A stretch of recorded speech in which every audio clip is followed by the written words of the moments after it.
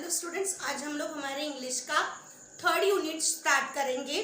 Third unit है, पहली poem है द प्लेट ऑफ गोल्ड। ये पोएम को मैं 3 पार्ट में डिवाइड करूंगी क्योंकि ये लेंथी पोएम है, एक स्टोरी जैसी बेस्ड पोएम है, तो हम इसे 3 पार्ट में डिवाइड करेंगे। आज हम लोग पहले 3 पैरास को समझेंगे और उसका बेस एक्सरसाइज सॉल्व करेंगे। So what is poem about? The poem name is plate of gold. Introduction. What is the introduction of the poem? This is the story told in the form of a poem. This is a poem through which a story is told to us. ठीक है? The clear message conveyed that God loves those who truly loves the fellow being. God doesn't love the devotee by its worship he offer. भगवान भक्त को उसके पूजा पर खुश नहीं होते, तो भगवान भक्त से कब खुश होते हैं? जब वो अपने फेलो मैन यानी इंसान, जब इंसान की मदद करे तो भगवान ज्यादा खुश होते हैं। भगवान को भोग चढ़ाने से भगवान खुश नहीं होंगे। भगवान अगर किसी भूखे को खाना दे देंगे हम, तो वो ज्यादा खुश होंगे। तो what is poem about? Let's see the poem.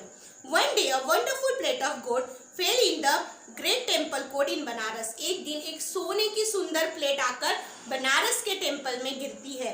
On where written the words to him who loves the best gift from heaven. और उस प्लेट पे लिखा रहता है, ये उस इंसान के लिए गिफ्ट है जिससे भगवान सबसे ज्यादा प्यार करते हैं। तो लोग कंफ्यूज हो जाते हैं, who is the fellow the God love most?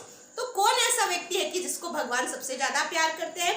Seeing this the priest made a public statement. और ये देखकर प्रीस्ट का मीनिंग होता है one who do the worship in puja in temple, जो मंदिर में पूजा करते हैं, ठीक है, पुजारी, कि वो एक स्टेटमेंट करते हैं पब्लिक में, लोगों को खुलेआम बताते हैं that those who thought they were the virtuous enough to claim heaven's gift should be assembled midday each day. जो खुद को इस गिफ्ट के पात्र समझते हैं, one the person who deserves that the gift can be hand over to him by his virtue should be assembled in the temple. वो दिन में आना चाहिए, मंदिर में आज जमा होने चाहिए। The priest would hear all deeds of mercy done। तो प्रीस्ट सुनेंगे कि उन्होंने क्या दयावान वाला कार्य किया या क्या अच्छे कर्म उन्होंने किए हैं। Consider them the declare the winner. और उन्हें वो विनर डिक्लेयर करेंगे। This news move swiftly as a light as soon. जिस तरह बिजली का प्रकाश फैलता है, उस तरह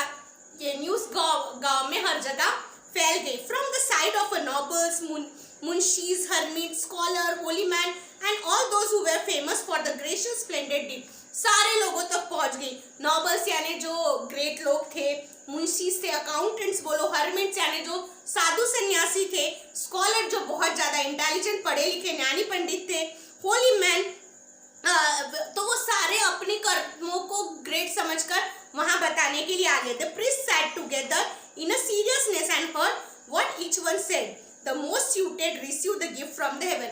और सारे प्रीस्ट वहां बैठे कि सुनने के लिए कि कौन सबसे अच्छा है, ताकि वो भगवान द्वारा दी गई गोल्ड की प्लेट ऑफर कर सके। For a year all those who lay the claim the plate came and went. ऐसा धीरे धीरे 1 साल बीत गया। हर कोई आता था, अपना गुणगान गाता था और चले जाता था। Finally after patiently judging, patiently यानी शांत पूर्वक, पेशेंट का मीनिंग होता है जब आप में बहुत धैर्य हो, हर चीज के लिए गड़बड़ी ना करे, हेजिटेशन ना करे। Patiently judging the worth of all clients, the priest presented a person who seemed to love human being most। और आखिरी में वो प्रीस्ट एक ऐसे इंसान को वो प्लेट देते हैं कि जो भगवान की पूजा में ज्यादा समय ना गवाते हुए लोगों से प्यार करता है, लोगों की मदद करता है। The man trembling with a joy came forward to take the plate. However, the first touch his finger, the plate turned the chip lid. Everyone was horrified. But the unfortunate claim dropped clanging the floor.